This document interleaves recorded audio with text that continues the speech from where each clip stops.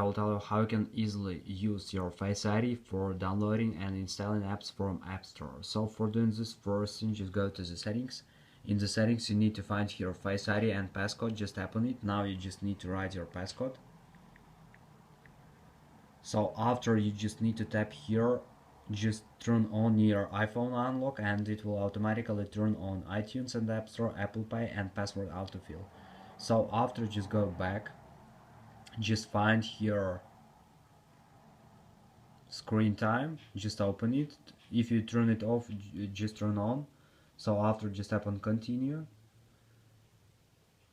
So now just tap on content and privacy restrictions, and here just turn on, and after just open iTunes and App Store purchase and just choose don't require this option. So thanks for watching, have a nice day, subscribe to my channel, click like, and goodbye.